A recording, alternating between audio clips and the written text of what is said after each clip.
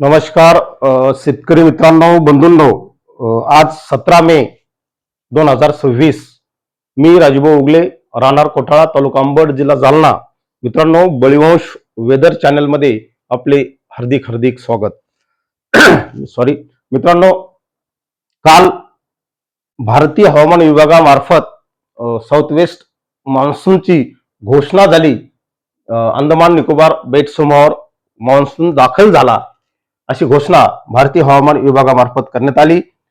सध्या या लाईनकडे जर आपण लक्ष दिलं पाहिलं तर श्रीलंकेच्या दक्षिणेकडे आणि अंदमान समुद्राचा निम्मा भाग जवळपास बेटाचा इथं व्यापलेला आपल्याला दिसतो. पुढे त्याच्या वाटचालीस सध्या कुठलाही अडथळा नाही. सध्या त्याची वाटचाल विना अडथळा चालू आहे. ही एक शेतकऱ्यांसाठी आनंदाची बातमी आहे. नुसता साऊथ वेस्ट मान्सून अंदमानात दाखल झाला जरी म्हटलं तरी शेतकरी आनंदित होतो. आणि निश्चित आनंदित होणे हे त्याच्या दृष्टीने अतिशय महत्वाचे असते, कारण भारतीय मान्सून हा शेतकऱ्यांचा जीव की प्राण आहे.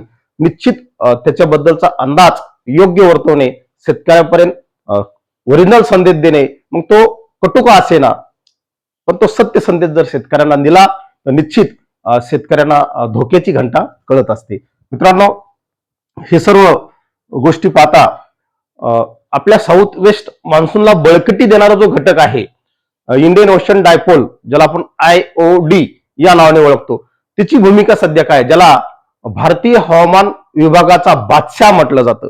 भारतीय द्वीपकल्पावर जो मान्सून बरसतो त्या मान्सूनचा जो बादशाह आहे त्या बादशाहची अवस्था सध्या काय आहे तिची माहिती आपण पाहू. मित्रांनो, हा जो इंडेक्स आहे हा IOD दर्शवतो.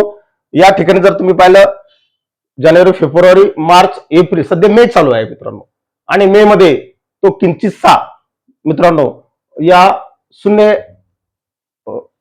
याच्या पृष्ठ सरफेसचं जे शून्य तापमान आहे या तापमानाचा थोडासा किंचित तो वर गेलेला आहे, आपल्याला एप्रिल मध्ये दिसतो. मे मध्ये, जून मध्ये ती स्थिती आहे मित्रांनो. जुलै मध्ये तो 0.4 प्लस 0.4 या सरफेस टेम्परेचरवर IOD आपल्याला जाताना दिसतोय.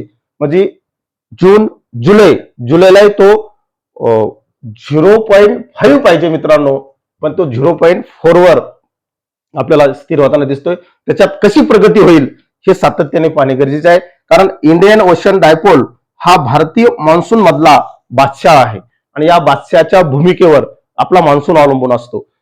सध्या 2026 हे अल निनोचे वर्ष आहे. प्रशांत महासागरातून जो आपल्या हिंदी महासागराला सपोर्ट भेटायचा, बंगालच्या खाडीला जो सपोर्ट मिळणार होता तो सपोर्ट या वर्षी कमी होणार आहे. आणि त्यामुळे आपल्याला पूर्णतः साऊथ वेस्ट मान्सून म्हणजेच दक्षिण हिंदी महासागरातला जो टेम्परेचर आहे त्यावर अवलंबून राहावे लागेल. आणि तो किती पाऊस देतो हे आपल्याला सातत्याने पाहावे लागेल. जेव्हा जेव्हा IOD पॉझिटिव्ह होतो तेव्हा तेव्हा निश्चित मित्रांनो भारतीय उपखंडामध्ये विशेषतः कोस्टल लाईनला भारताच्या जबरदस्त पाऊस पडतो. या वर्षी सुद्धा तो पडावा अशी तुमच्यासह माझी सुद्धा इच्छा आहे. परंतु निश्चित इच्छा असून चालत नाही. मॉडेल काय सांगतायत, जागतिक दर्जाच्या मॉडेलचा काय संदेश आहे, भारतीय हवामान विभाग काय सांगतोय, जगभरातले सारे सिस्टीम काय दाखवत आहेत, मॉडेल काय दाखवत आहेत, त्यांच्या अंदाजाकडे सुद्धा आपल्याला दुर्लक्ष करता येणार नाही. लक्षात घ्या मित्रांनो, सातत्याने आपण गेल्या 6 महिन्यापासून 4-5 महिन्यापासून सांगत आहोत की या वर्षी 2026 अल निनो उद्भवतोय. मित्रांनो, तो उद्भवलाय, नवी तो वेळेच्या आधी उद्भवलाय आणि ती बॅड न्यूज आपल्या भारतीय उपखंडासाठी आहे. निश्चित शेतीवर मोठा परिणाम यामुळे होऊ शकतो, म्हणून सावध भूमिका घेणे बऱ्यापैकी मित्रांनो. महाराष्ट्रातल्या शेतकऱ्यांना आता माहीत झालं की देशासह राज्यात सरासरीपेक्षा कमी पाऊस पडणार आहे, परंतु अजूनही शेतकरी यावर विश्वास ठेवायला तयार नाहीत. जर काही झालं तर निश्चित व्हावं, अचानक सिस्टीम तयार व्हाव्यात आणि देशामध्ये, राज्यामध्ये भरभरून पाऊस पडावा असं मला सुद्धा वाटतं. परंतु मित्रांनो, मॉडेलकडून सध्या तरी तसे सिग्नल आपल्याला प्राप्त होत नाहीत. मित्रांनो, ही प्रतिमा महाराष्ट्रातल्या पुढील 24 तारखेपर्यंत, महाराष्ट्रात पुढील 24 दिवस म्हणजे आज 17 तारखेपासून 24 तारखेपर्यंत मित्रांनो महाराष्ट्रात कुठेही, मी काल परवा एवढीच सांगितलं होतं की महाराष्ट्रात कुठेही दखलपात्र पाऊस पडणार नाही, कोकण किनारपट्टी सोडली तर. इकडा घाटाचा भाग जर सोडला तर सांगली, सातारा, कोल्हापूर तो दक्षिण पट्टा जर सोडला तर महाराष्ट्रात विशेषतः अंतर्गत महाराष्ट्रात कुठेही दखलपात्र पाऊस 24 तारखेपर्यंत नाही. 25 तारखेच्या नंतरच मित्रांनो ऍक्टिव्हिटीज सुरू होणार आहेत हे लक्षात घ्या. उलट उष्ण वातावरण तयार व्हायला लागले महाराष्ट्रात आणि त्यामुळे शेतकरी जास्तच इथला हतबल झाल्यासारखा झालेला आहे. एकीकडं धोधो पाऊस सांगणारे काही लोक आहेत. नुसतं दिलासा देऊन चालणार नाही, मॉडेल काय सांगतं हे महत्वाचं आहे. दिलासा दिला म्हणजेच पाऊस पडला असं नसतं मित्रांनो. प्रत्यक्ष मॉडेलचे हे मॉडेल जे आहे आयएमडीचं आहे मित्रांनो. आयएमडी ही जगातली नवी भारतातली सर्वात महत्वाची संस्था आहे.